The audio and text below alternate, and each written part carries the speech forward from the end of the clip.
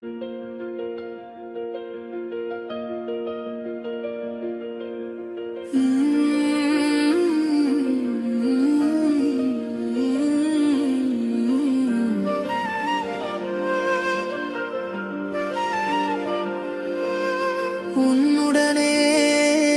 பேசு,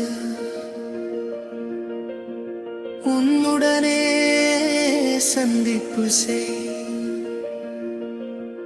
உன்னை அறிந்தால் இறைவனை சிவத்தந்தையை அறிவாய்.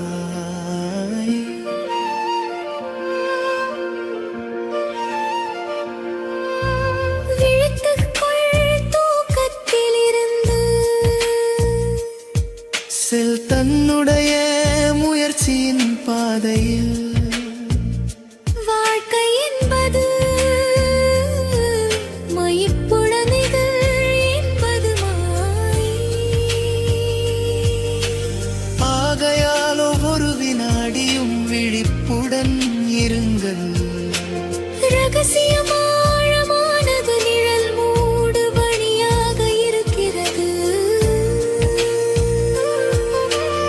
எழுந்திரு,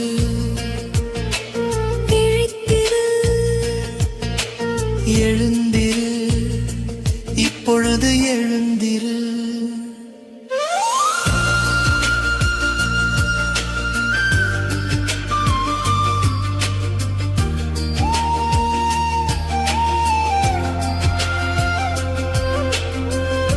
உள்ளே ஒரு கரை இருக்கிறது.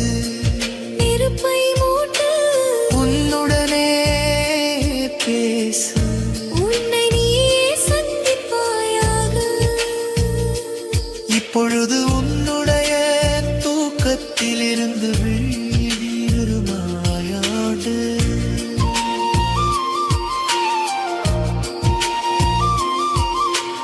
உன்னுடைய சொந்த முயற்சியால் பயணம் மேற்கொள்வாயாக. எவ்வளவு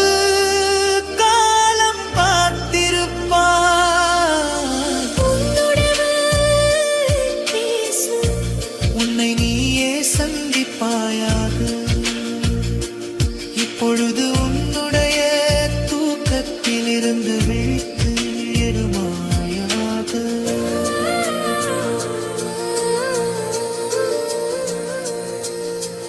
உன்னுடைய சொந்த முயற்சியால் பயணம் மேற்கொள்வாயாக. எவ்வளவு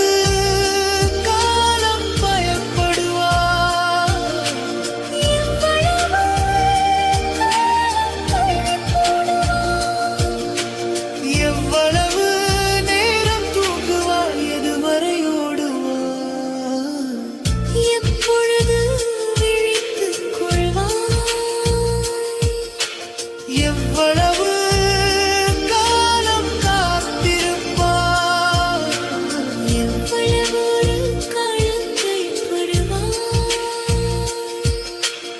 எவ்வளவு காலம் தள்ளி போடுவார்.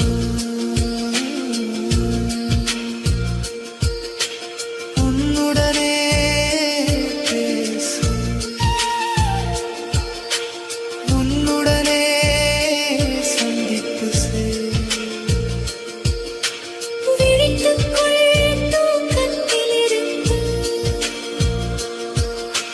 தன்னுடைய முயற்சியின் பாதையில்.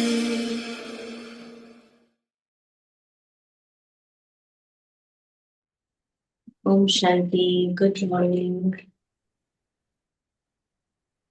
பாபாவுடைய சாக்கார் முரளி 9 டிசம்பர். சாராம்சம்.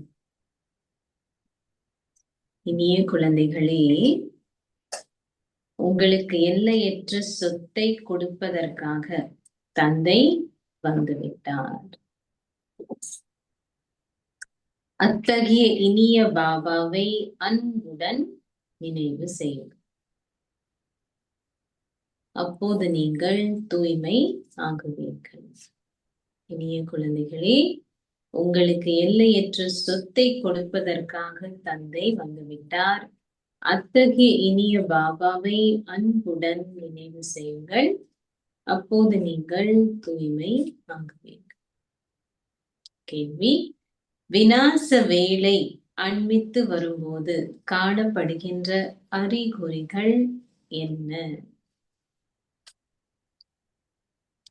கீதையில சில விஷயங்கள் எழுதப்பட்டிருக்கு, அடையாளங்கள். அது நம்ம ஏற்கனவே கொஞ்சம் நிறைய காலமா பார்த்துட்டு இருக்கோம் அந்த அடையாளங்கள் எல்லாம். பட் இங்க நமக்கு சங்கமேகத்துல என்ன அடையாளங்கள்? விநாச வேளை அண்மித்து வரும்போது காணப்படுகின்ற அறிகுறிகள் என்ன? ஒண்ணுமே வரலையாமா?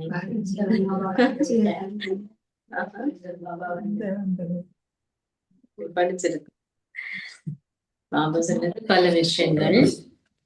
விநாச வேளை நம்ம விநாச வேளை அண்மித்து வரும்போது அனைவரும் அறிந்து கொள்வார்கள். முதலாவது, எங்கள் பாபா வந்து விட்டார். சண்டே முரளியிலும் பாபா சொன்னார் இல்லையா, பிரம்மகுமாரிகளுடைய பாபா அப்படின்னு சொல்ல ஆரம்பிக்கணும். என்னுடைய பாபான்னு சொல்லணும். எங்கள் பாபா வந்து விட்டார். 2, புதிய உலகம் இப்போது ஸ்தாபிக்கப்பட்டு பழைய உலகம் அழிக்கப்பட உள்ளது. பலரும் காட்சிகளை காண்பார்கள். இதுவும் பாபா சொன்னது புரியல. இப்படி பிரம்மா பாபாவுடைய காட்சி மற்றவங்க கிடைச்சிட்டு அதே போல காட்சிகள் கிடைக்கும். 3, சந்நியாசிகளும் அரசர்களும் இந்த ஞானத்தை பெறுவார்கள். இது நடந்துட்டு இப்போ ரீசென்ட்லி கூட ராயல்ஸுக்கு, ராஜாக்களுக்கு, அரசர்களுக்கு ஸ்பெஷலி ப்ரோக்ராம் பண்ணது ரீசென்ட்லி இந்த வருடம். சன்னியாசிகளுக்கு பல காலமா நடந்துட்டு இருக்கு. 4, எல்லையற்ற தந்தை வந்துவிட்டார் என்றும் அவரால் மாத்திரமே சத்கதியை அருள முடியும் என்றும் மக்கள் கேள்விப்படும் போது பலரும் வருவார்கள். பாபா சொன்னது வரிசை எங்க வரைக்கும் இருக்கும்? சண்டே முரளியில சொன்ன விஷயங்கள். 5, பலர் இச்செய்தியை பத்திரிகைகள் மூலம் பெறுவார்கள். பத்திரிகைல இதுவும் வந்துட்டது இப்போ, யூடியூப், சோசியல் மீடியா. அப்போ இருந்த டைம் பத்திரிகைகள் பாபா சொன்னது. 6, குழந்தைகளாகிய நீங்கள் தொடர்ந்தும் ஆத்ம உணர உடையவர்கள் ஆகவே. இது நம்மளுடைய எஃபர்ட். இது வரிசைக்கரமா தான் இருக்கும். பட் பாபா சொல்றது தொடர்ந்து ஒரே ஒரு தந்தை நினைவில் நீங்கள் அதீந்திரிய சுகத்தில் நிலைத்திருப்பீர்கள். அங்க துன்பத்துடைய கலசம் நிரம்பும், இங்க அதீந்திரிய சுகம், சந்தோஷத்துடைய கலசம் நிரம்பும் பொழுது அப்போ விநாசம். பாடல்: இந்த பாவ உலகிலிருந்து அப்பால் எங்களை ஓய்வும் சௌகரியமும் இருக்கின்ற உலகிற்கு அழைத்து செல்லுங்கள். ஓம் சாந்தி. இதை கூறுபவர் யார்?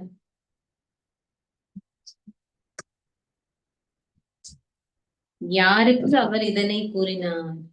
கூறுபவர் யார்? யாருக்கு கூறு?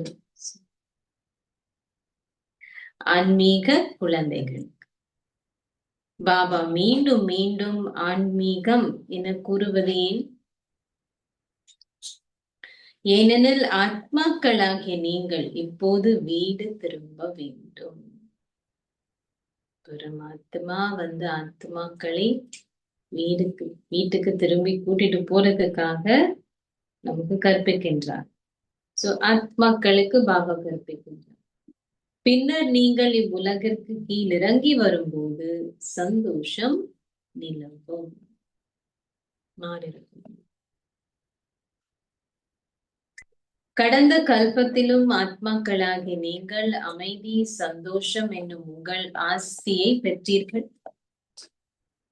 அந்த ஆஸ்தி இப்போது மீண்டும் கிடைக்கின்றது. இது மீண்டும் இடம்பெறும் போதே உலக சக்கரமும் மீண்டும் சுழல முடிகிறது. அப்ப சொல்றது நமக்கு ஆஸ்தி கிடைக்கும் பொழுது அது மாறுது இல்லையா? அனைத்துமே மீண்டும் இடம்பெறுகின்றது அல்லவா? எல்லாமே மீண்டும் ரிப்பீட், மீண்டும் மீண்டும் பாபா சொல்றது. கடந்த காலத்தில் நிகழ்ந்தவை அனைத்தும் மீண்டும் நிகழும். ஜென்ரலாவே சொல்றது வரலாறு ரிப்பீட், ஹிஸ்டரி ரிப்பீட்ஸ் சொல்லுவாங்க. நான் இங்க பாபா நமக்கு உலக நாடக சக்கரத்தை பத்தி சொல்றேன். உண்மையில் ஒரு நாடகம் கூட மீண்டும் இடம்பெறும், ஆனால் அதில் சில மாற்றங்கள் இருக்க முடியும். இங்க நாடகம் சொன்னா ஒரு சின்ன பிளே போடுவாங்கல்ல, தியேட்டர், பிலிம் கிடையாது. அதுல நடிகர்கள் இருப்பாங்க. சோ அதுல மாற்றம் இருக்கலாம் இல்லையா? ஒருத்தவங்க உடம்பு சரியில்லைன்னா இன்னொருத்தவங்க நடிக்கலாம் அதுக்கு பதிலா. சோ பாபா சொல்றது, ஆனால் அதில் சில மாற்றங்கள் இருக்க முடியும். தாம் பேச வேண்டிய வார்த்தைகளை அவர்கள் மறந்துவிட்டால் ஏதாவது ஒன்றை உருவாக்கி அந்த வார்த்தைகளை பேச முடியும். எவ்வளவு டீட்டெயிலா பாபா சொல்றது.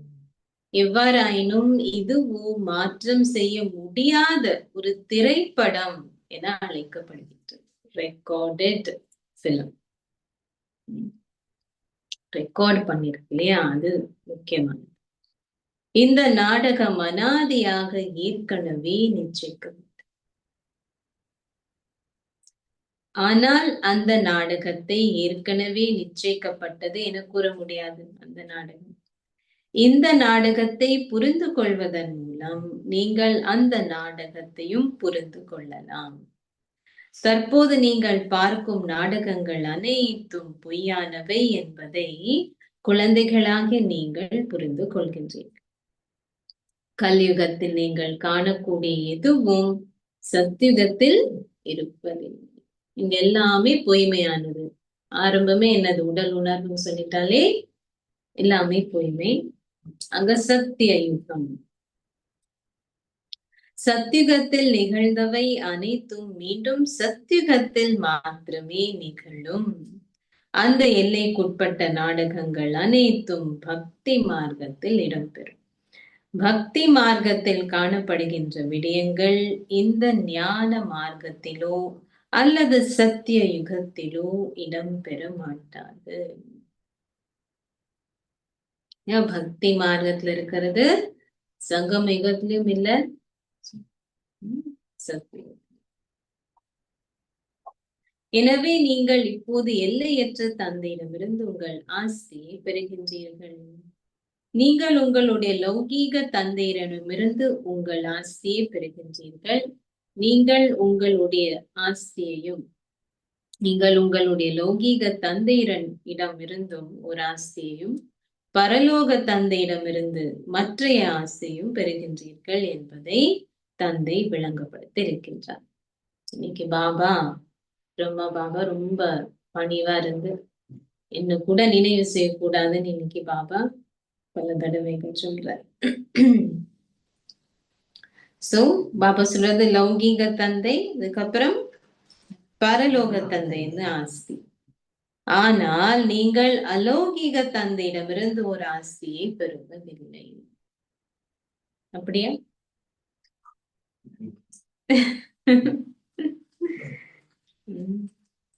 ஜெகதீஷ் பாய் சொல்வாரு அது இல்ல அப்படின்னு. அவருடைய கிளாஸஸ் நீங்க கேட்டிருக்கீங்க.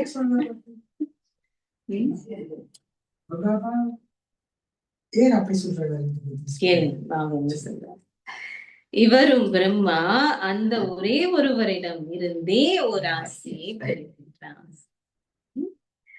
இவர் மூலமே எல்லையற்ற தந்தை புதிய உலகம் என்ற சொத்தை உங்களுக்கு வழங்குகின்றார். இனி பாபா நேத்து கூட எவ்வளவு அழகா சொன்னது. நேத்து பாபா சொன்னது, நீங்க இவ்வளவு உயர்ந்தவரை தவிர வேற யாரும் நினைவு செய்யக்கூடாது சொல்லி இல்லையா? இருக்கிறதுலயே உயர்ந்தவரைத்தான் நீங்க நினைவு செய்ய. அப்ப நம்மள என்ன ஆக்குறார்? சோ அந்த மாதிரி நினைவு இருக்கிறதுக்கு பாபாவும் என்ன ஆயிட்டாரு, பிரம்மா பாபாவும் மறைவு என்னையும் நினைவு செய்யுது. அதனால என்கிட்ட இருந்து உங்களுக்கு ஒண்ணுமே கிடைக்கிறது இல்லை.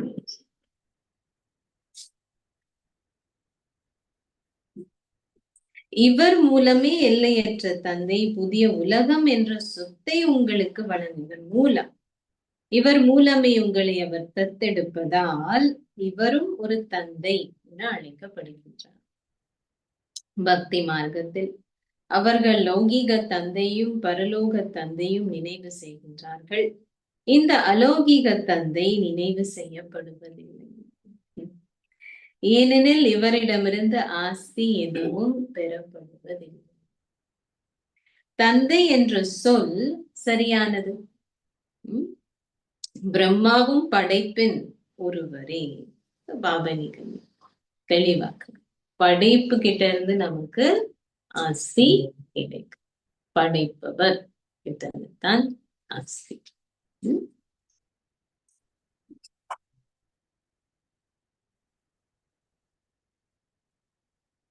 பிரம்மாவும் படைப்பின் ஒருவரே. படைப்பவரிடமிருந்து படைப்பு ஒரு ஆஸ்தியை பெறுகின்றார். சிவபாபா உங்களை படைத்து விட்டார். அவர் பிரம்மாவையும் படைத்தார். எல்லையற்ற தந்தையாகிய அந்த ஒரே ஒரு படைப்பவரிடமிருந்தே ஆஸ்தி கிடைக்கின்றது. பாபா நான் உங்களை படைச்சிருக்கேன்னு சொல்லல. யூசுவலி பாபா சொல்றது உங்களை தத்தெடுத்திருக்கேன்னு சொல்லுது. இன்னைக்கு பாபா படைச்சிருக்கேன். நீங்க அந்த உறவு முறை இல்லையா? ஏற்கனவே குழந்தைகள் அப்படின்னு இருந்தாலும் இந்த உறவு முறை மூலமாகத்தான் பாபா நமக்கு கற்பிக்க முடியும். ஸ்வர்க்கத்தின் ஆஸ்தி கொடுக்க முடியும். ரைட்? அதனால பாபா சொல்லுவார் நான் உங்களை படைக்கிறேன்.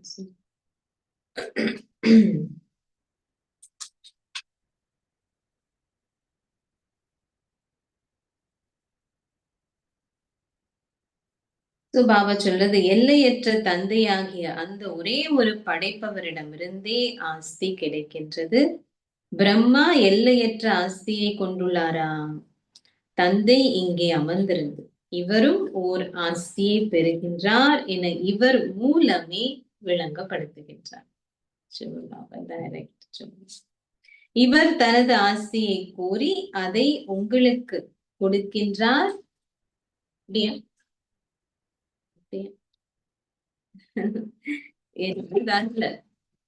டைரக்ட் நாங்க பாபா கிட்ட இருந்து பெறும். அவர் மூலம் பட் இல்லையா? சில பேர் அது வெளி ஆட்களுக்கு அது தெரியாது. நம்ம சொன்னோம்னு சொன்னா ஓகே மீடியம் அப்படின்னு சொன்னாலும் அவர் தான் பேசுறாருன்னு தான் நினைக்கிறது. ஓகே அவருக்கு டச்சிங் கிடைச்சு அவர் பேசுறாரு.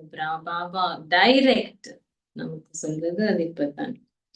என்னத்தான் பாபா சொல்லாரு அவருக்கு கிடைச்சு அவர் நமக்கு கொடுக்கிறாருன்னு இல்ல. இவர் தனது ஆஸ்தியை கோரி அதை உங்களுக்கு கொடுக்கின்றார் என்பதல்ல.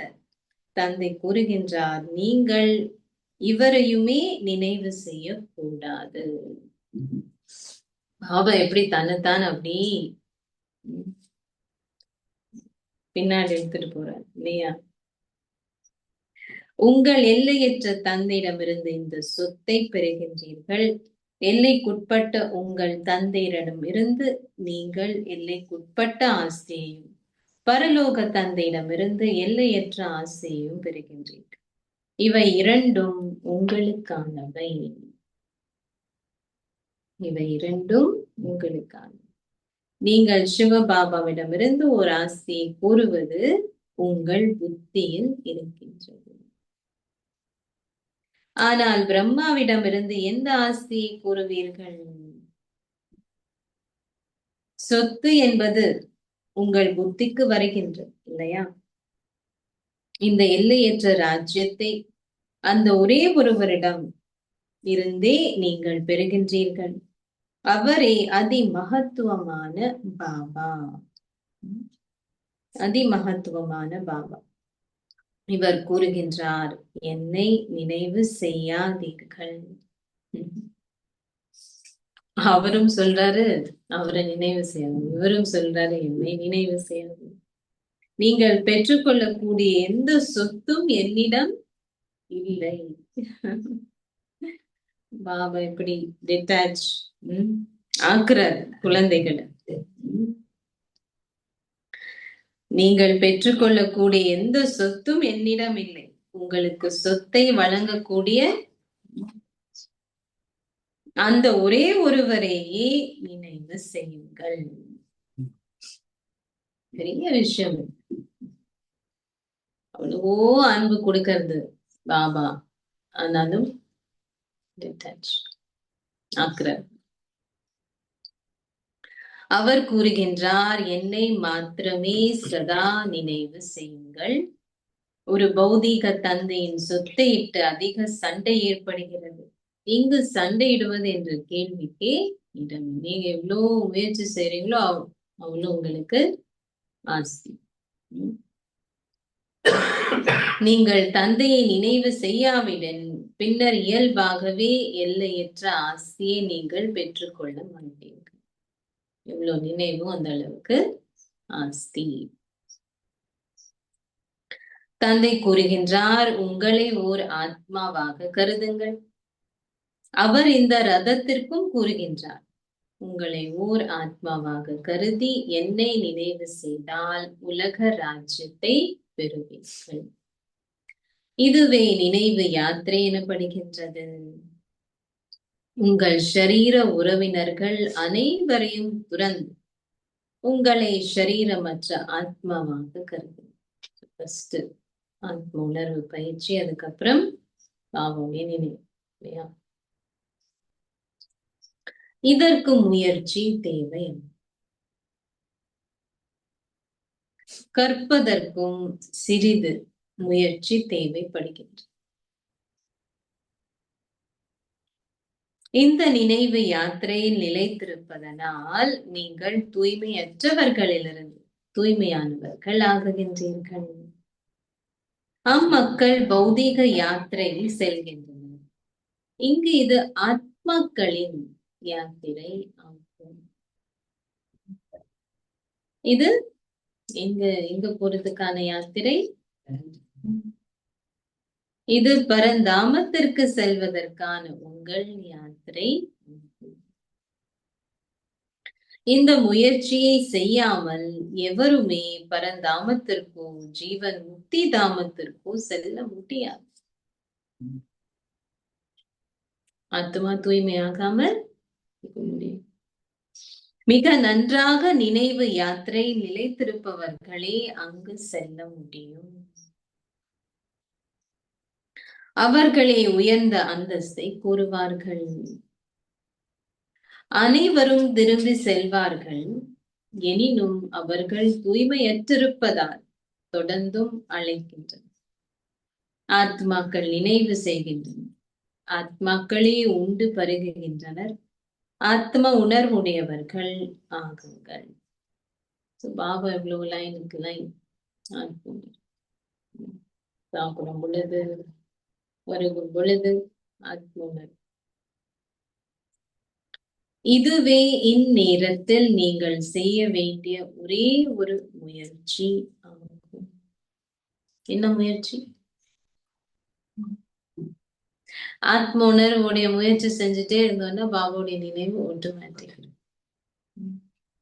இந்த ஒரே ஒரு முயற்சி செய்ய சொல்றார் பாபா. என்னது?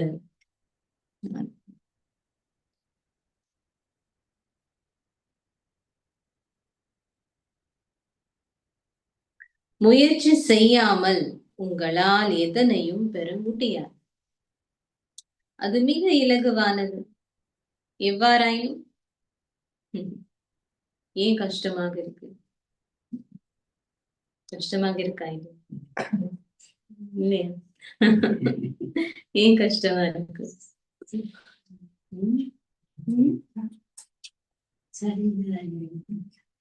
எவ்வாறாயினும் மாயிடம் இருந்தான எதிர்ப்பு இன்னமும் இருக்கின்றது. மாயின் எதிர்ப்பு. எவருக்கேனும் நல்ல பாக்கியம் இருக்குமானால் அவர் விரைவில் இதில் ஈடுபடுகின்றார். சிலர் பின்னரே வருவார்கள்.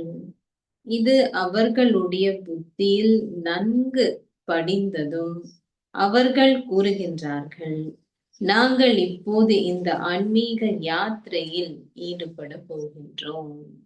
இல்லையா? புத்தியில வந்துட்டதுன்னா செய்ய ஆரம்பிச்சிடும். அவர்கள் இதிலே தீவிரமாக ஈடுபட்டால் ஓட்டப்பந்தயத்தில் மிகவும் நன்கு ஓட முடியும்.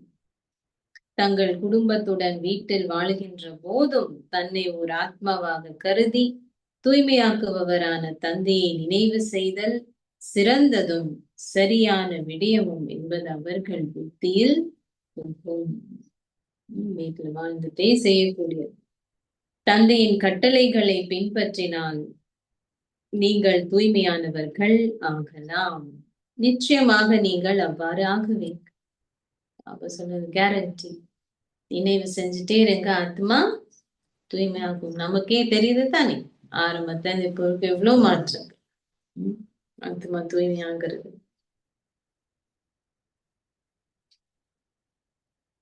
இது முயற்சி செய்கின்ற ஒரு விடயமாகும்.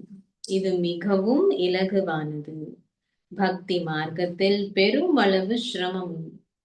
இங்கு நீங்கள் பாபாவிடம் திரும்பி செல்ல வேண்டும் என்பது உங்கள் புத்தியில் உள்ளது. இது மிகவும் இலகுன்னு சொல்றாருப்பா. பக்தி மார்க்கத்துல எவ்வளவோ செஞ்சு கூட என்னது கீழே தான் நெருங்கி வரும். இங்க பாபா சொல்ல நினைவு செய்யறது ஈஸி.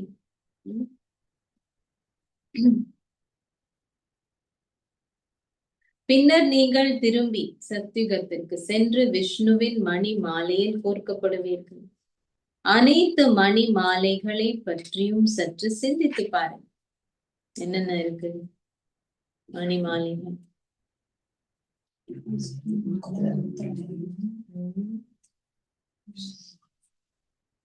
பாபா இன்னைக்கு சொல்றது பிரம்மாவின் மணி மாலை,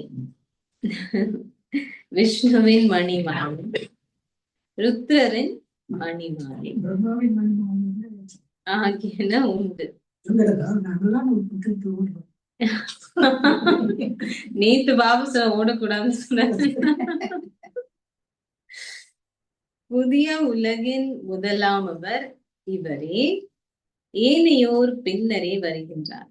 அதாவது அவர்கள் பின்னரே கோர்க்கப்படுகின்றார்கள். அவர்கள் வினவுகின்றார்கள், உங்களுடைய அதி உயர்ந்த குலம் எது? எது? நீங்கள் பதில் அளிக்கலாம், விஷ்ணு குலம். ஆரம்பத்தில் நீங்கள் விஷ்ணு குலத்திற்குரியவராக இருந்தீர்கள். பின்னர் க்ஷத்ரிய குலத்திற்குரியவர்கள் ஆகினீர்கள். அதிலிருந்து வம்சாவளி விருட்சங்கள் தோன்றின.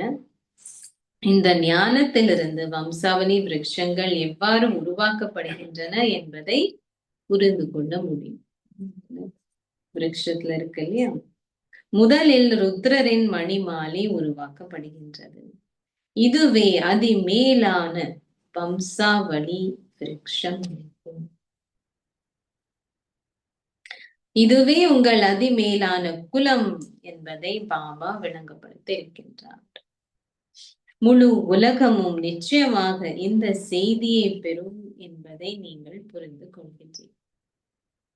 ஒரு ஆத்மாவும் விடாம எல்லாருக்கும் ஏதோ ஒரு டைம்ல செய்தி கிடைக்கும்.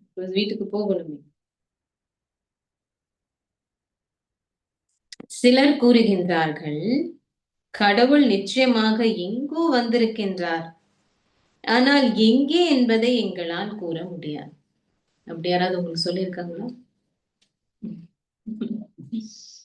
கல்கி அவதாரம் சொல்லுவாங்க கலியுகத்துல.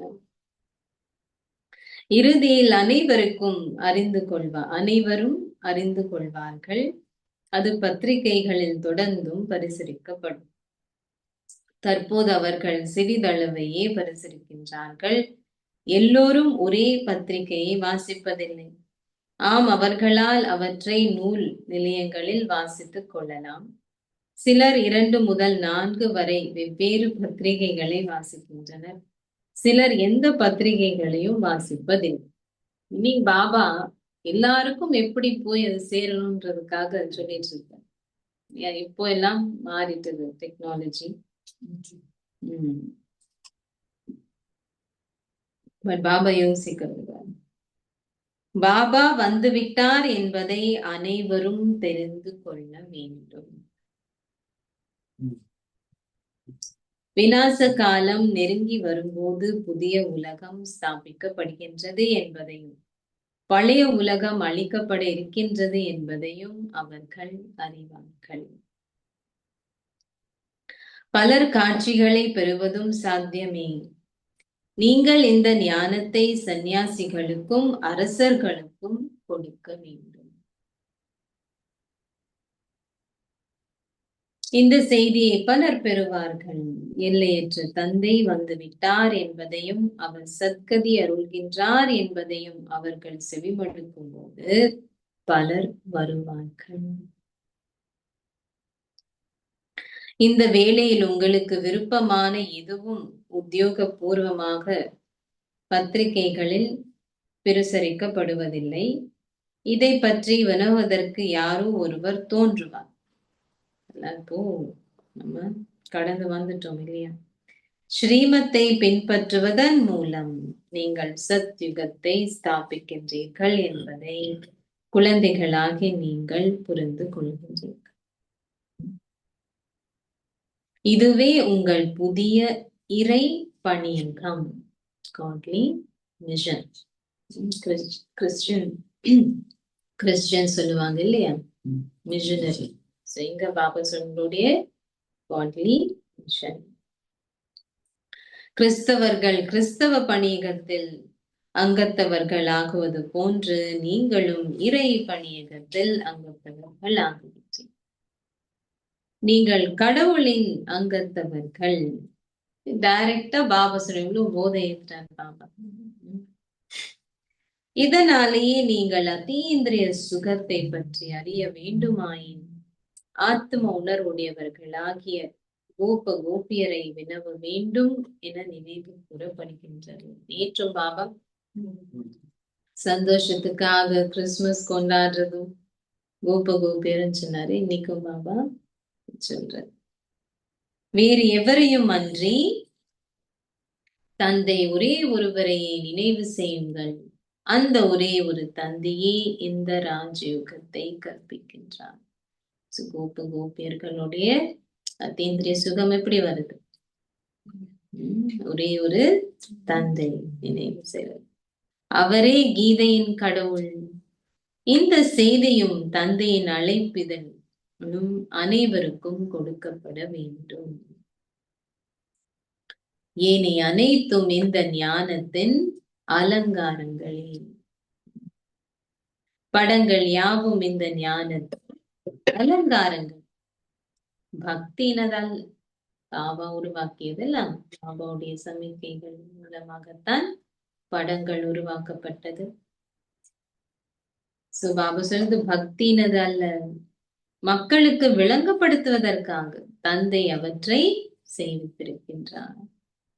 இந்த படங்கள் எல்லாம் மறைந்து விடும். திரும்பி சங்கமிகத்துல தான் ஞாபகார்த்தங்கள் இருக்கும். பட் இந்த படங்கள் இதே மாதிரி இருக்காது. இந்த ஞானம் மாத்திரமே ஆத்மாக்களில் எஞ்சி இருக்கும். படங்கள் மறைந்துவிடும், ஞானம் எஞ்சி. தந்தையிடம் இந்த ஞானம் உண்டு. அது நாடகத்திலும் பதியப்பட்டுள்ளது.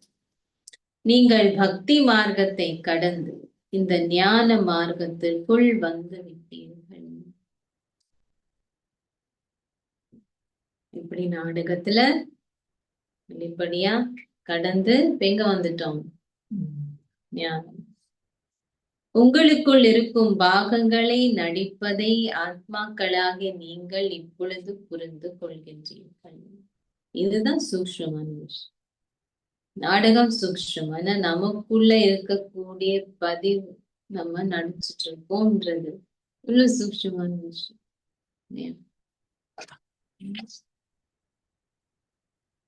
பாபா சொல்றது,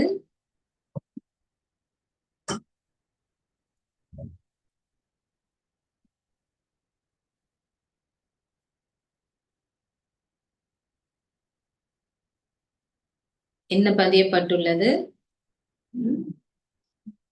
உங்களுக்குள் இருக்கும் பாகங்களை நடிப்பதை ஆத்மாக்களாகி நீங்கள் இப்பொழுது புரிந்து கொள்கின்றீர்கள்.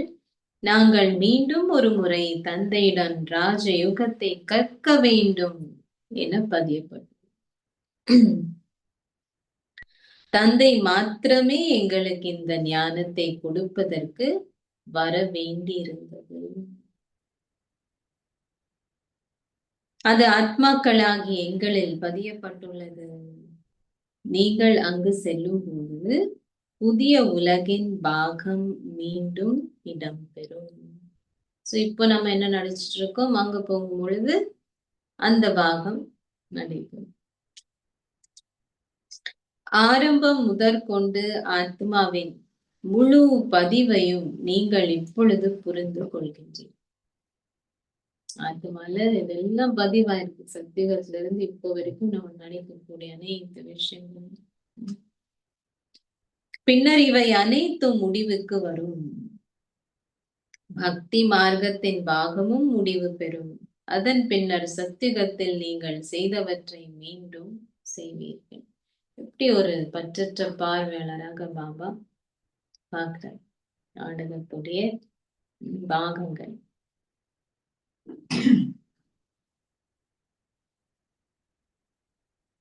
என்ன நிகழ இருக்கின்றது என்பதை தந்தை உங்களுக்கு கூறுவதில்லை. முன்னாடியே பாவா நீங்க சொல்லிருக்கலாம் தானே அப்படின்னு அளவு கேட்டீங்களா பாபா? பாபா சொல்றது என்ன நிகழவிருக்கின்றது என்பதை தந்தை உங்களுக்கு கூறுவதில்லை. நடந்து முடிந்தவை மீண்டும் நிகழும். சத்தியுகம் புதிய உலகம் என்பதை நீங்கள் புரிந்து கொள்கின்றீர்கள். அங்குள்ள அனைத்துமே நிச்சயமாக புதியதாகவும் சதோ பிரதானாகவும் இருக்கும். அனைத்தும் மிகவும் மலிவானதாகவும் இருக்கும். கடந்த கல்பத்தில் எது நிகழ்ந்ததோ அது மீண்டும் நிகழும். அவங்களுக்கு எவ்வளவு கிளியரா இருக்கு நாடகம். லக்ஷ்மியும் நாராயணனும் எந்த அளவு சந்தோஷமாக இருந்தார்கள் என உங்களால் காண முடிகிறது. அவர்களிடம் பெருமளவு வைரங்களும் ரத்னங்களும் செல்வம் போன்றனவும் இருந்தன. உங்களிடம் செல்வம் இருக்கும்போது உங்களுக்கு சந்தோஷமும் இருக்கும். அதை இங்கு இருப்பவற்றுடன் ஒப்பிட்டு பார்க்கலாம். ஆனால் அங்கோ ஒப்பிடுவது கம்பேரிசன் கூட கிடையாதுங்க. ஏன் பாபா சொல்றது? அவ்வளோ தேவைக்கு அதிகம் இருக்கு இல்லையா? இங்க பாத்தீங்கன்னா பேங்க்ல எவ்வளவு இருக்கு டெய்லி பாப்பாங்க தானே. எவ்வளவு இருக்கு, எவ்வளவு வந்திருக்கு, எவ்வளவு போகுது. இது ஒரு பெரிய படிப்பே அது அக்கௌண்ட்ஸ்ன்றது, ரைட்? அங்க எதுவுமே அந்த மாதிரி தேவையே இல்லை. சோ பாபா சொல்றது அங்க இருக்குன்னு இங்க இருக்குன்னு எவ்வளவு வித்தியாசம். இங்குள்ள அனைத்தும் அங்கே மறக்கப்பட்டுவிடும். இவை தந்தை மாத்திரமே குழந்தைகளுக்கு விளங்கப்படுத்துகின்ற புதிய விடயங்கள். முதலில் அனைத்து செயற்பாடுகளும் நிறுத்தத்திற்கு வருகின்ற ஆத்ம லோகத்திற்கு ஆத்மாக்கள் செல்ல வேண்டும். கணக்குகள் அனைத்தும் தீர்க்கப்படுகின்றன. பதிவு முடிவுக்கு வருகின்றது. இந்த பதிவு மிகவும் நீண்டது. அவர்கள் கூறுகின்றார்கள், அவ்வாறெனில் ஆத்மாக்களும் அந்த அளவில் பெரியதாகவே இருக்க வேண்டும். அவ்வளவு பெரிய ஒரு முன்னாடி காலத்துல அப்படித்தானே, எவ்வளவு ரெக்கார்டிங் இருக்கோ அவ்வளவு பெரிய ரீல் இருக்கும், அவ்வளவு பெருசு பெருசா இருக்கும், ஃபுல் ரூம் நிரம்பி இருக்கும் ஒரு பிலிமோடைய ரீல் அப்படின்னு சொன்னா. ஆனா இங்க எப்படி? இப்ப எல்லாமே சயின்ஸும் பாத்தீங்கன்னா எல்லாம் குட்டி குட்டியா குட்டிண்டா. இது எவ்வளவு குட்டியா இருக்கும் அது அவ்வளவு பவர்ஃபுல்லா இருக்கும். அதே மாதிரி இங்க பாபா சொல்றது, ஆனால் அவ்வாறு இல்லை. சின்னஞ்சிறிய ஆத்மாவில் 84 பிறவிகளின் பாகம் பதியப்பட்டுள்ளது. ஆத்மாக்கள் அழிவற்றவர்கள். இதனை இயற்கையின் அற்புதம் என்றே கூற முடியும். இதை போல் வியக்கத்தக்க விடயம் வேறு எதுவும் இல்லை. இதுதான் பாபா இருக்கிறதுலயே இயற்கையின் ஒரு அற்புதம் சொல்றது என்னது? ஆத்மா, ஆத்மால 84 பிறவைகளின் பாகம், அதுவும் அழிவற்ற பாகம் பதியப்பட்டுள்ளது. இதுதான் பாபா சொல்றது இருக்கிறதுலயே பெரிய இயற்கையின் அற்புதம். இதனை இயற்கையின் அற்புதம் என்றே கூற முடியும். இதை போல் வியக்கத்தக்க விடயம் எதுவும் இல்லை. பாபாவை பற்றி அவர் சத்திய திரேதா யுகங்களில் ஓய்வில் இருப்பதாக கூறப்படுகின்றது. ஆனால் நீங்கள் சகலகலா வல்லுனரின் பாகங்களை நடிக்கின்றீர்கள். உங்களுக்கே மிக நீண்ட பாகம் உண்டு. ஆகவே தந்தை உங்களுக்கு ஒரு மேன்மையான ஆஸ்தியை கொடுக்கின்றார். அவர் கூறுகின்றார், நீங்கள் 84 பிறவிகளை எடுக்கின்றீர்கள். எனது பாகம் வேறு எவராலும் நடிக்க முடியாது. இது ஒரு அற்புதமான விதி. கடவுளுடைய பாகத்தை யாராவது நடிக்க முடியுமா? Anyone want to do? யாராவது விரும்புறீங்களா? இல்லையா? யாருக்கு விருப்பம்?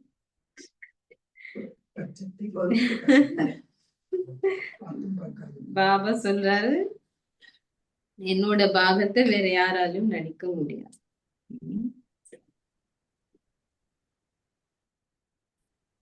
எனது பாகம் வேறு எவராலும் நடிக்க முடியாதது. இது ஒரு அற்புதமான விடயம். தந்தை இங்கே அமர்ந்திருந்து எவ்வாறு ஆத்மாக்களுக்கு விளங்கப்படுத்துகின்றார் என்பதும் ஓர் அற்புதமே. ஆத்மாக்கள் ஆணும் அல்ல பெண்ணும் அல்ல. ஒரு ஆத்மா ஷரீரத்தை ஏற்கும் போதே அவனோ அல்லது அவளோ ஆண் என்றும் பெண் என்றும் அழைக்கப்படுகின்றான். இந்த ஆண் பெண்றதுக்கும் அப்பால் போகணும். உணர்வுன்னு சொன்னா ஆண் பெண் அப்படின்றதும் இருக்கக்கூடாது இல்லையா? ஒரு ஆத்மா ஷரீரத்தை ஏற்கும் போதே அவனோ அல்லது அவளோ ஆண் என்றும் பெண் என்றும் அழைக்கப்படுகின்றார். ஆத்மாக்கள் அனைவரும் குழந்தைகள் என்பதால் அவர்கள் சகோதரர்களே. உங்கள் ஆஸ்தியை கூறுவதற்கு நீங்கள் நிச்சயமாக சகோதரர்களாக இருக்க வேண்டும்.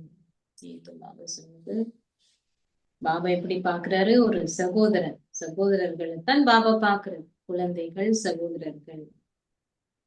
ஒரு ஆத்மா தந்தையின் ஒரு மகனே. நீங்கள் தந்தையிடமிருந்து ஆஸ்தியை கோருகின்றதால் நிச்சயமாக நீங்கள் ஆண்கள் என்றே அழைக்கப்படுகின்றீர்கள். தந்தையிடமிருந்து ஆஸ்தியை கூறுகின்ற உரிமை ஆத்மாக்கள் அனைவருக்கும் உண்டு. அதற்கு நீங்கள் தந்தையை நினைவு செய்ய வேண்டும்.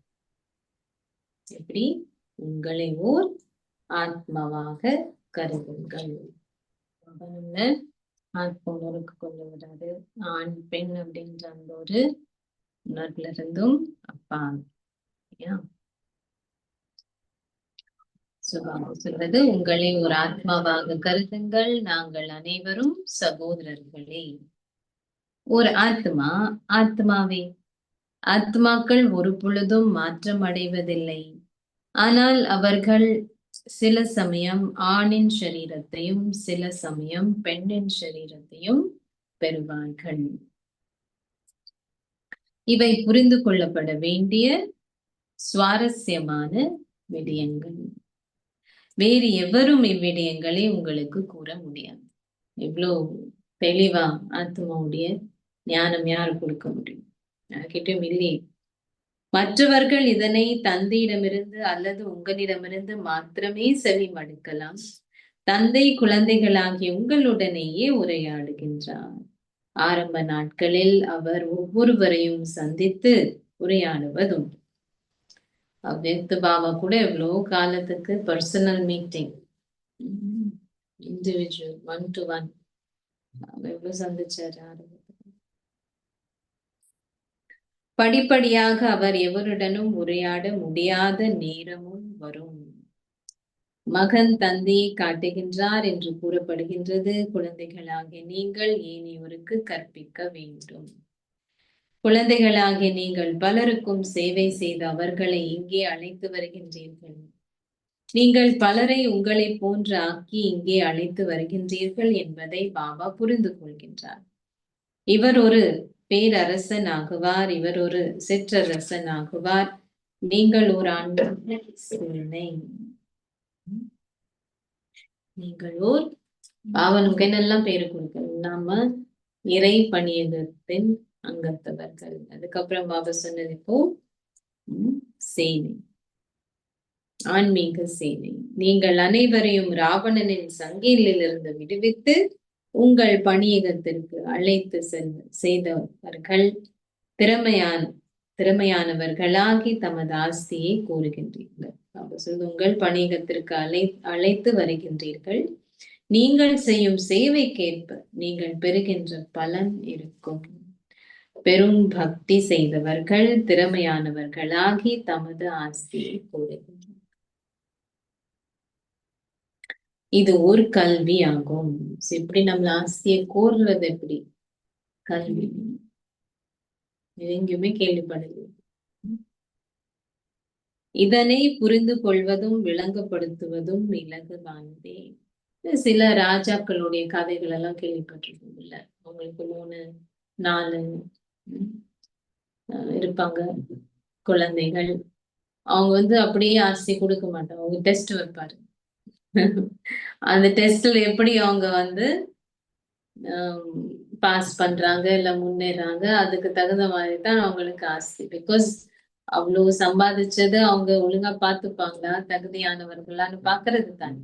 அது போலதான் இங்கேயும் பாபா கல்வியின் மூலமாக நம்மளுடைய ஆஸ்தி போகும். நீங்கள் நன்றாக கற்காது விட்டால் நீங்கள் சித்தியடைய மாட்டீர்கள். இக்கல்வி மிகவும் இலகுவானது. இதனை புரிந்து கொள்வதும் விளங்கப்படுத்துவதும் இலகுவானதே. சிரமம் என்ற கேள்விக்கு இடமில்லை. எவ்வாறாயினும் ஒரு ராஜ்யம் ஸ்தாபிக்கப்படுவதால் பலதரப்பட்டவர்களும் தேவைப்படுகின்றனர். எல்லாருமே அரசர்கள் ஆகிறது. இவ்விடயத்தில் ஒரு உயர்ந்த அந்தஸ்தை கோருவதற்கு நீங்கள் முயற்சி செய்ய வேண்டும். அப்படி இருப்பாங்கத்தான். பட் நம்மளுடைய முயற்சி எப்படி இருக்கணும்? நம்பர் 1. இந்த மரண உலகிலிருந்து நீங்கள் அமிர்த உலகிற்கு இடமாற்றம் செய்யப்பட வேண்டும். நீங்கள் எந்த அளவிற்கு அதிகமாக கற்கின்றீர்களோ அந்த அளவிற்கு அமிர்த உலகில் உயர்ந்த அந்தஸ்தை பெறுவீர்கள். தந்தையை அனைவரிலும் அழகானவர். ஆகவே நீங்கள் அவர் மீது அன்பு செலுத்த வேண்டும். அவரே அன்பு கடல். நீங்கள் அனைவரும் ஒரே விதமான அன்பை கொண்டிருக்க முடியாது. சிலர் அவரை நினைவு செய்கின்றார்கள், சிலர் அவரை நினைவு செய்வதே இல்லை. சிலர் மற்றவர்களுக்கு விளங்கப்படுத்துவதில் போதை அடைகின்றனர். இது பெருமளவில் தூண்டுகின்ற ஒரு விடயம். இது ஒரு பல்கலைக்கழகம் என நீங்கள் எவருக்கும் கூறலாம். இது ஆன்மீக கல்வி. இத்தகைய படங்கள் வேறு எந்த பாடசாலைகளிலும் காட்டப்படுவதில்லை. மக்கள் பார்த்த மாதிரத்திலேயே புரிந்து கொள்ளக்கூடியவாறு நாளுக்கு நாள் இன்னும் பல படங்கள் தொடர்ந்தும் உருவாகும். ஏணிப்படம் மிகவும் நல்லது. எவ்வாறாயினும் தேவ குலத்திற்கு உரியவர் இல்லை என்றால் அவரால் எதையுமே புரிந்து கொள்ள முடியாது. ஏணிப்படம் ஸ்பெஷலி பிகாஸ் ஏணிப்படம் யாருடையது? 84 பிறவிகளையும் அவங்க எடுக்கலன்னு சொன்னா எப்படி அவங்க புரிஞ்சுப்பாங்க இல்லையா? இக்குலத்திற்கு உரியவர்களே அம்பினால் தாக்கப்படுவார்கள். எங்கள் தேவ தர்மத்தின் இலைகளாக இருப்பவர்கள் வருவார்கள். அவர்கள் பெரும் ஆர்வத்துடன் செவிமடுப்பதை நீங்கள் உணர்வீர்கள். சிலர் வெறுமனே சென்று விடுவார்கள். நாளுக்கு நாள் குழந்தைகளாகிய உங்களுக்கு பாபா புதிய விடயங்களை விளங்கப்படுத்துகின்றார். சேவை செய்வதில் நீங்கள் மிக்க ஆர்வம் கொண்டிருக்க வேண்டும். சேவை செய்வதில் மும்முரமாக இருப்பவர்கள் இதய சிம்மாசனத்தில் அமர்வதுடன் அந்த சிம்மாசனத்திலும் வீற்றிருப்பார்கள். இங்க இந்த சிம்மாசனம், அங்க அந்த சிம்மாசனம். நீங்கள் மேலும் முன்னேறி செல்லும் போது அனைத்து காட்சிகளையும் பெறுவீர்கள். நீங்கள் அந்த சந்தோஷத்தில் நிலைத்திருப்பீர்கள். உலகத்துல துன்பம் அதிகரிக்கும், ஆனா நமக்கு சந்தோஷம். நீங்கள் அந்த சந்தோஷத்தில் நிலைத்திருப்பீர்கள். உலகில் பல விரக்தி கூக்குரல்கள் கேட்கும், இரத்த ஆறுகளும் ஓடும். சேவை புரியும் தைரியசாலிகள் ஒருபோதும் பட்னியால் மரணிக்க மாட்டார்கள். எவ்வாறாயினும் இங்கு நீங்கள் எளிமையாக வாழ வேண்டும். நீங்கள் அங்கே சந்தோஷத்தை பெறுவீர்கள். ஒரு குமாரியை எளிமையாக வாழ செய்கின்றனர். பின்னர் அவள் புகுந்த வீட்டிற்கு சென்றதும் தான் விரும்பியது எல்லாவற்றையும் அவளால் அணிந்து கொள்ள முடியும். தெரியும் தானே, அதுக்கு முன்னாடி நாள், ஜஸ்ட் திருமணத்துக்கு முன்னாடி நாளோ 2 நாள் முன்னாடியோ அது செய்வாங்க. கிழிஞ்ச சட்டை போடுறதும், இனி பழைய சட்டை போட்டு அந்த இதெல்லாம் சம்பிரதாயம் இருக்கு. இதோடைய ஞாபகார்த்தம் தான் பாபா சொன்னேன். நீங்களும் புகுந்த வீட்டிற்கு செல்கின்றீர்கள் என்பதால் அந்த போதையுடன் இருங்கள். அங்க எப்படி இருக்கும் அலங்காரங்கள், இங்க சிம்பிளா இருக்கணும், அங்க இதுவே அதுவே சந்தோஷ தாமம் ஆகும். நல்லது. இனிமேலும் ஞாபகம் இருக்கா நேத்து சொன்னது ருஹானி? பாருங்க எப்படி சொல்றீங்க. இனிமையிலும் இனிமையான அன்புக்குரிய இப்போது தொலைந்து இப்போது கண்டுபிடிக்கப்பட்டிருக்கும் குழந்தைகளுக்கு உங்கள் தாய் தந்தையாக இருக்கும் பாப்தாதாவின் அன்பும் நினைவுகளும் காலை தந்தைகளும் ஆன்மீக குழந்தைகளுக்கு நமஸ்தே.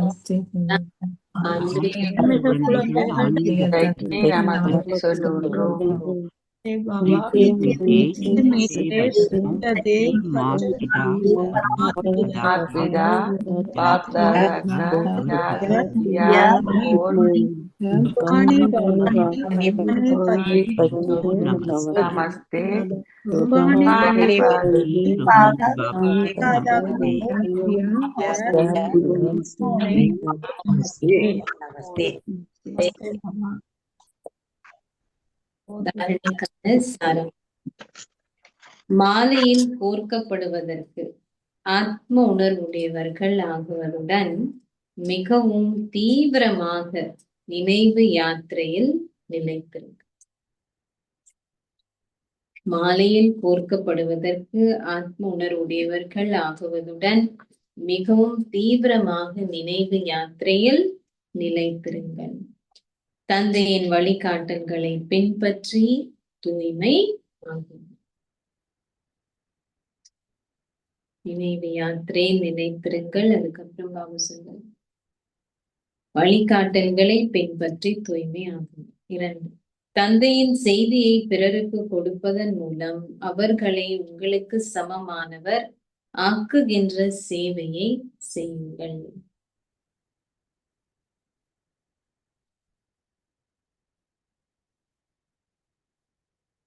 நீங்கள் இங்கே மிகவும் எளிமையாக வாழ வேண்டும். விரக்தி கூக்குரல்கள் நிறைந்த இறுதி காட்சிகளை காண்பதற்கு நீங்கள் மகாவீரர்கள், தைரியமான போராளிகள் ஆக வேண்டும். ஆசீர்வாதம்.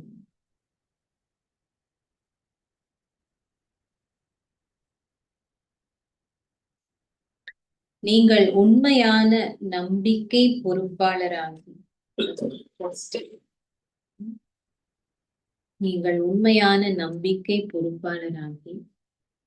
பந்தனம் என்னும் கூண்டை முடித்து விடுவதனால்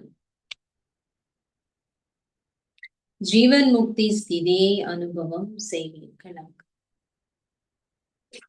பந்தனம் என்ற கூண்டை முடித்து விடுவதனால் ஜீவன் முக்தி ஸ்திதியை அனுபவம் செய்வீர்களாக. ஷரீர பந்தனம் அல்லது உறவினர்களின் பந்தனம் எதுவும் ஒரு கூண்டாகும். எனக்கு என்ன சொல்லாது, கூண்டு. ஒரு பற்றினால் அன்றி பேரளவில் உங்கள் குடும்ப பொறுப்புகளை பூர்த்தி செய்யும் பொழுது பந்தனத்திலிருந்து விடுபட்டவர்கள் என்று கூறப்படுகிறது. பேரளவு பற்றில்லாமல் பேரளவு. நம்பிக்கை பொறுப்பாளர்களாக முன்னேறுபவர்களே பந்தனத்திலிருந்து விடுபட்டவர்கள். ட்ரஸ்ட் எதுவும் என்னுடையது இல்லை.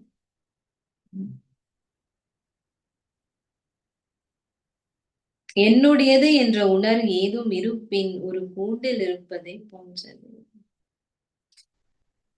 ஒரு கூண்டு கிளிகள் போல் இருப்பதிலிருந்து நீங்கள் இப்போது தேவதைகளாகி விட்டீர்கள். ஆகவே உங்கள் மனதில் கூட பந்தனம் இல்லாத வகையில் சிறிது பந்தனம் கூட இல்லாதிருக்கிறது. நான் என்ன செய்ய முடியும்? நான் எவ்வாறு இதனை செய்ய முடியும்? நான் விரும்பினேன், ஆனால் அது நடைபெறுவதில்லை. இந்த எண்ணங்கள் அனைத்தும் உங்கள் மனதின் பந்தனங்கள். மனதுடைய பந்தனங்கள் என்ன சொல்றார் பாபா?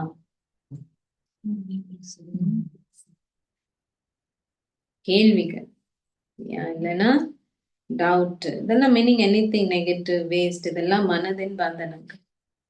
நீங்கள் மரணித்து வாழும் போது உங்கள் பந்தனங்கள் அனைத்தும் முடிவடைந்து விடுவதுடன் நீங்கள் ஜீவன் முக்தி ஸ்திதியை தொடர்ந்தும் அனுபவம் செய்ய வேண்டும்.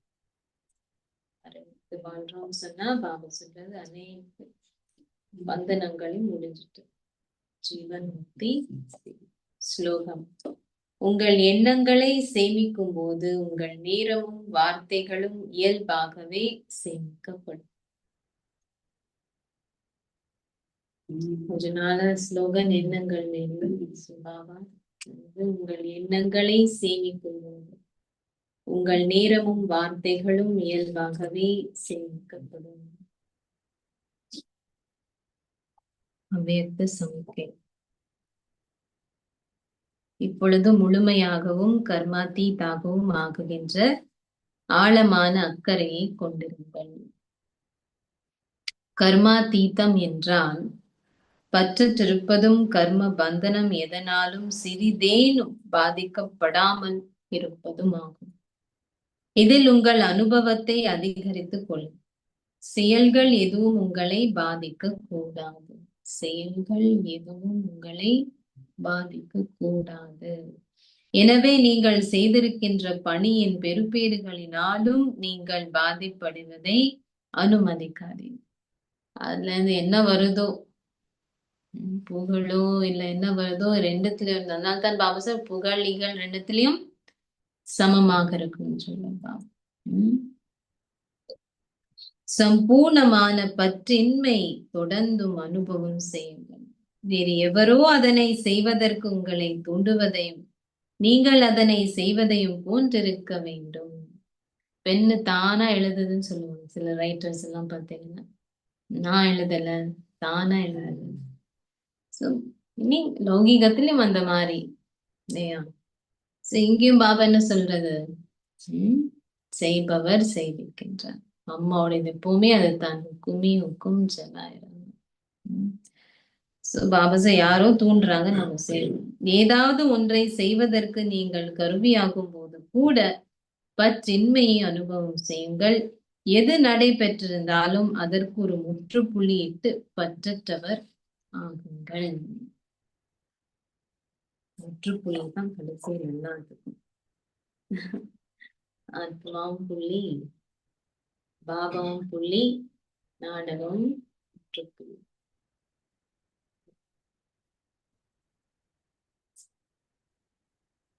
அன்பு கதை.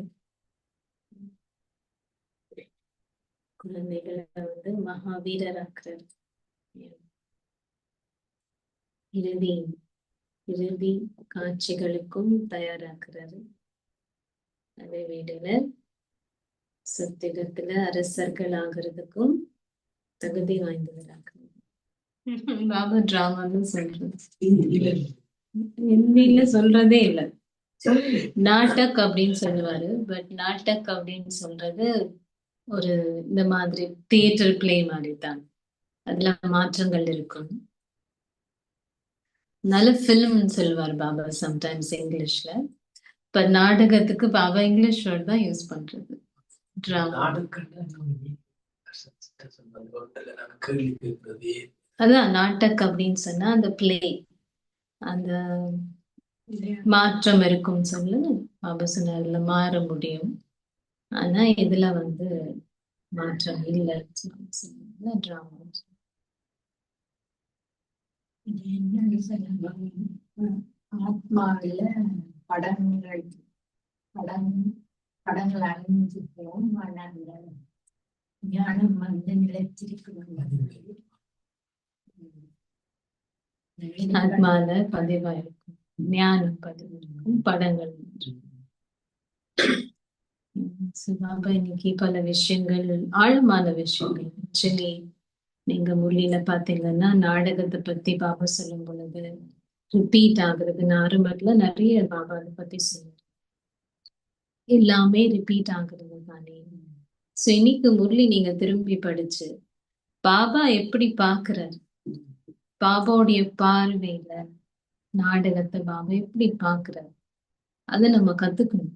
ஆக்சுவலி அந்த பற்றற்ற பார்வையாளராக பாபா எப்படி ஒவ்வொரு விஷயமும் ரிப்பீட் ஆகுதுன்னு சொல்றாரு. நம்மளுடைய பாகமும் ரிப்பீட் ஆகுது. நீங்க இப்ப நடிச்சீங்க, அதுக்கப்புறம் சத்தியகத்தோடைய பாகத்தை நடிப்பீங்க. எப்படி பாபா ஒரு பற்றற்ற பார்வையாளராக பாக்குற. சோ அது நம்ம கத்துக்கணும். ரியலி பாபா தான் சொன்னாரு இல்லையா, அன்னைக்கு நீங்க பாபா கூட இருக்கீங்க, பாபா பற்றற்ற பார்வையாளர், நீங்க அவரு கூட இருக்கீங்கன்னா நீங்களும் அப்படி இருப்பீங்கன்னு பாபா சொன்னாரு. அது ஞாபகம் இருக்கு இல்லையா? ஐ திங்க் பிளெஸிங்கோ இல்ல பாபா சொன்னது. அப்போ பாபா ஆல் மைட்டி அத்தாரிட்டி, அதனால உங்களுக்கு எப்பவுமே வெற்றி இருக்கும். அது இன்னொரு பாயிண்ட் பாபா சொன்னது, பாபா பற்றற்ற பார்வையாளர், அதனால நீங்களும் அவர் கூட இருந்து பார்க்கும் பொழுது நீங்களும் அப்படி இருப்பீங்கன்னு. சோ அது நம்ம கத்துக்கணும். பிகாஸ் நாடகம் என்ற அந்த ஒரு பாடத்தை வந்து நம்ம ரியலி நல்ல டீப்பா அனுபவம் செய்யணும். பிகாஸ் நடிச்சிட்டு இருக்கோம், அதே நேரத்துல பற்றற்ற பார்வையாளராகவும் இருக்கும். நடிக்கிறோம், அது எப்படி, அது முரளிகள்ல பாபா நமக்கு சொல்லி கொடுக்குற. அது அது வரணும். யாரும் என் மூலமாக செய்ய வைக்கிறாரு, தூண்டுறாரு. பற்றற்ற என்னுடைய பாகத்தை நடிச்சிட்டு இருக்கேன், பட் நான் பார்த்துட்டு இருக்கேன். அருமையான ஒரு ஃபீலிங். யாரும் நடிச்சிட்டு இருக்கிற மாதிரி இருக்கும். நான் என்னுடைய பாகத்தை நடிக்கிறத நானே பார்க்கும் பொழுது அழகான ஃபீலிங். அதுல இருந்துதான் கர்மாத்தை தாகலாம். பிகாஸ் பந்தனத்துல இருந்து எந்த ஒரு இன்ஃப்ளூயன்ஸும் நமக்கு இருக்கு. அந்த ஒரு ஃபீலிங்க்கு நம்ம வரணும். அது இந்த முரளியை திரும்பி திரும்பி படிக்க படிக்க பாபா எப்படி பாக்குறாரு நாடகத்தை. பாபா தன்னுடைய பாகத்தை எவ்வளவு அழகா, தன்னுடைய பாகம் என்னுடைய பாகம் சொல்றான். இதெல்லாம் டீப்பான விஷயங்கள் பாபா ரொம்ப எளிமையா சொல்றது நமக்கு. பட் அதை நம்ம திரும்பி திரும்பி படிக்க, அந்த உணர்வுகளை வர அனுபவம் செய்ய, அப்போ நம்ம ரொம்ப அத்தீந்திரிய சுகம் தான். இதுல இருந்துதான் நீ அத்தீந்திரிய சுகம். ஞானத்தை கேட்டு கடைஞ்சு நடைமுறையில கொண்டு வரும் பொழுது, அனுபவம் செய்யும் பொழுது நல்ல ஒரு ஃபீலிங் இருக்கும். சோ இன்னைக்கு அந்த அனுபவம் செஞ்சு பாருங்க. இன்னைக்கு பாபா சொன்னார் இல்லையா, நீங்க என்ன செஞ்சாலும் யாரோ தோன்றி நம்ம செய்யணும். இதுவும் ஒரு ட்ரஸ்டிங் மாதிரி தான். அப்போ நம்ம அந்த கர்மா தீர்த்து இன்னைக்கு அவ்வியக்த சிக்னல்ல பாபா சொன்னது, அவ்வியக்த சமைக்கையில இல்லையா, யாரோ தோன்றத நம்ம செய்யறோம். சோ அப்போ அந்த ஒரு இதுவே என்ன வந்தாலும் ஒற்றுப்புள்ளி ஆட்டோமேட்டிக் இருக்கும். மீனிங் ஒரு சீன்ல இருந்து இன்னொரு சீன்ல இருந்து இன்னொரு சீன், ஒரு சீன்ல இருந்து இன்னொரு சீனுக்கு எந்த ஒரு எதுவும் தேவையில்லாததை எடுத்துட்டு போக மாட்டோம். ஒரு சீன்ல இருந்து இன்னொரு சீன் அதுவும் அருமையா இருக்கும், இன்னும் அருமையா இருக்கும், இன்னும் அருமையா இருக்கும். அந்த மாதிரி நடிக்கணும் சிறப்பாக. சுபாம நமக்கு இந்த மாதிரி எல்லாம் நல்ல விஷயங்கள் சொல்லி கொடுத்து நல்ல மொழி திரும்பி திரும்பி படிக்க அதுல இருந்து இன்னும் ரத்னங்கள், இன்னும் பொக்கிஷங்கள் வெளியிட வரும். मीठे मीठे सीखे लगे बच्चों प्रति माता पिता बाप दादा का याद प्यार और गुड मॉर्निंग। रूहानी बाप की रूहानी बच्चों को नमस्ते। हम रूहानी बच्चों की रूहानी बाप दादा को याद प्यार, गुड मॉर्निंग और नमस्ते।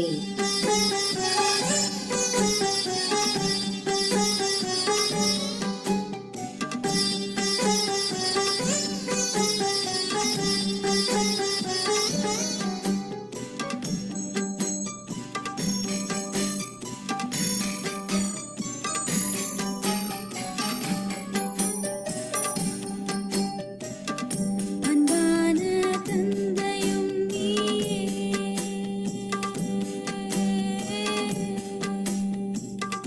அன்பான தந்தையும் நீயே, என் ஆசை அன்பரும் நீயே, ஞானத்தால் தெரிய வைத்தாயே, ஞானத்தால் புரிய வைத்தாயே, என் ஆன்மா உணர வைத்தாயே, உணர்ந்ததை தெரிய வைத்தாயே, தந்தை பாபா.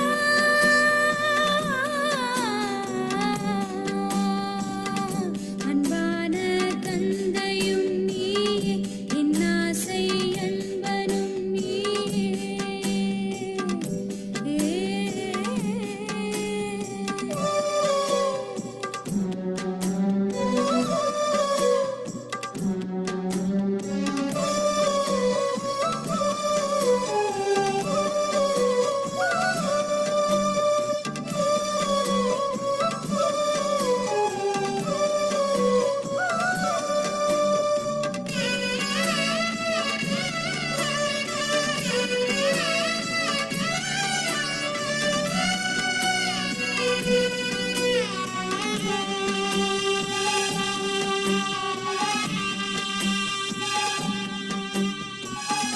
முரளியின் ஆழத்தை அதன் சாரத்தை புரிந்தேன், அளவில்லா இன்பமே பேரின்பமே அடைந்தேன், உன் சேவை ஒன்றே பாக்கியமே, ஜீவனிலே ஆலயமே, அழியும் இந்த பழைய உலகினை மறந்து போனேனே.